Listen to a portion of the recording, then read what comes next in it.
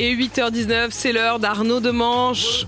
Mais rebonjour Arnaud. Et vous savez quoi, bonne année. j'ai senti que vous étiez encore un peu fatigué du réveillon pendant le 32-16. Je vous ai apporté des pastilles anti-gueule de bois, s'il y en a qui veulent. Ça existe, c'est des ça, petits c'est bonbons bien. vosgiens qu'on va faire à la sortie d'un spectacle. Alors, comment ça s'est passé?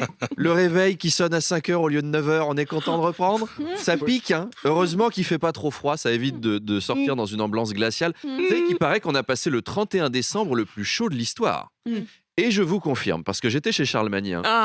C'était chaud, c'était chaud. C'était le plus chaud. 2023, c'est le nombre de filles qui veulent un enfant de Charles cette année. C'est ça le truc. Alors 2020 nous Faire a... remonter les taux de natalité. Faire remonter, voilà. Il y a des retraites à payer.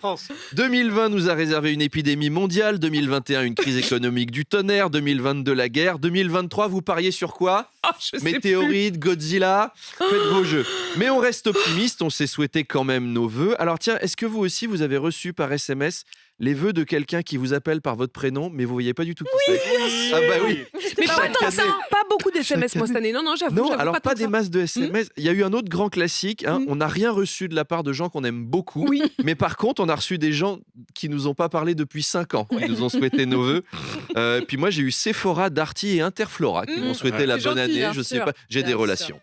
Je suppose aussi que vous avez pris vos bonnes résolutions. Bien sûr. Hein, Tout à on se fait. dit chaque année, allez, j'arrête de boire, j'arrête de manger du gras, j'arrête de glander, j'arrête trop de séries. Bonne année. Et puis tu te rends vite compte que c'est pas en arrêtant tout ça que tu vas passer une bonne année. Non, parce que chaque année, on se dit les excès, c'est fini. Cette année, c'est nos comptes en banque qui nous disent les excès, c'est fini. Voilà. Alors, cette année, pour les bonnes résolutions, je vous propose de retourner le truc. Plutôt que de vouloir corriger vos défauts, valorisez-les. Ne dites pas j'arrête l'alcool, dites j'aide un viticulteur en difficulté. Mais oui. Ne dites pas j'arrête de fumer, prenez la résolution d'aider les buralistes. Vous voyez, on renverse. Faut manger très gras, très salé, très sucré. Pour votre santé, bougez moins. 5 fruits et légumes par an. Faites-vous des mini-pizzas. Voilà une bonne résolution.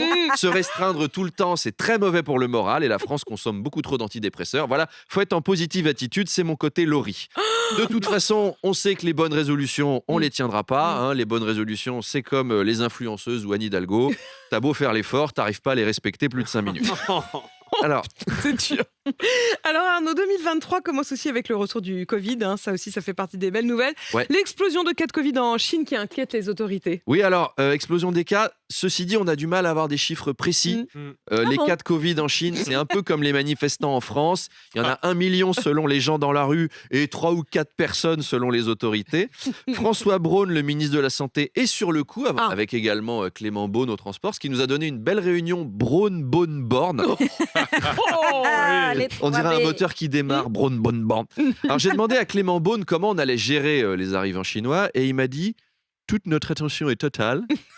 Il y a tentation et tentative de contenir la tendance tendue des contagions. » Ouais, il parle un peu comme ça, Clément Beaune. Vous l'avez? On dirait Agnan dans Le C'est Petit vrai. Nicolas, mais avec ce ton très bourgeois de Brigitte de Saint-Éloi qui anime la paroisse à Versailles.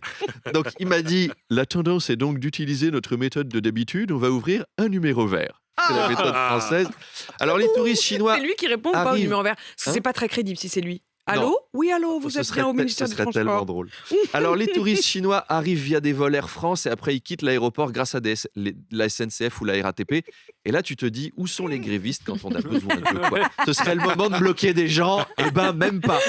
Alors, les plus parano redoutent déjà un nouveau confinement, alors que les plus optimistes espèrent un nouveau confinement. On se disait, tous ceux qui ont kiffé le confinement, ils vont lécher les barres de métro pour retrouver cette sensation. Tu parles, la tendance 2023, ça va être de lécher des Chinois.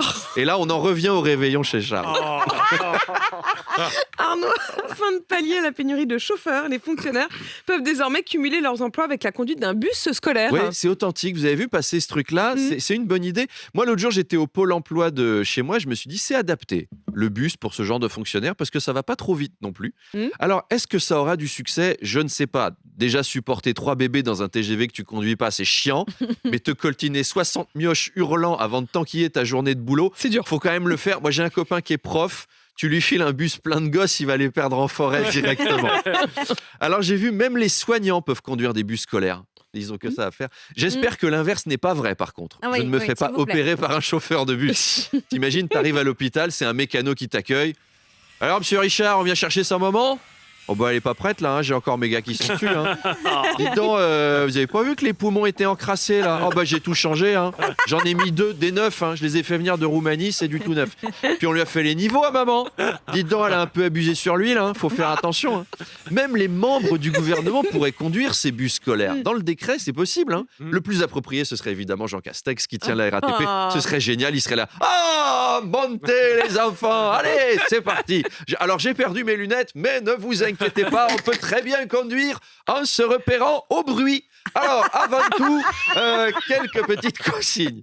Alors, les enfants, ceux qui ont eu 13 sur 20 et plus au dernier contrôle de mathématiques peuvent s'asseoir à l'avant du bus, mais ne pourront descendre qu'aux arrêts Jean Jaurès, Charles de Gaulle, Église de Pantin et Cité des Bois-Fleuris. Pour ceux qui ont eu 12 sur 20 en géographie, les rangées réservées sont les A, C, E, G et J côté fenêtre. Oh, mon bonhomme, mais tu viens avec ta maman? Ah non, c'est ta femme, Amélie Rosic. Bon, on a appris des trucs dans les coulisses avec son mari qui a 20 ans de moins qu'elle. Non, pas 20. Pas 20? C'est combien? 7. 7. Alors, d'une manière générale, les enfants, retenez bien, plus votre note est mauvaise, plus on vous déposera loin de chez vous. Et n'oubliez pas de rappeler à vos professeurs qu'ils peuvent aussi conduire ce bus. Ça leur fera pas de mal, vu comme ils sont fauchés. De toute façon, c'est soit ils conduisent un bus, soit ils vont jouer de l'accordéon dedans. L'instrument préféré de papy et mamie. Elle s'annonce bien barrée cette année quand même. Du coup, je propose qu'on soit prudent. Se souhaiter une bonne année, c'est très ambitieux. On va commencer par se souhaiter une bonne journée. Et puis à demain.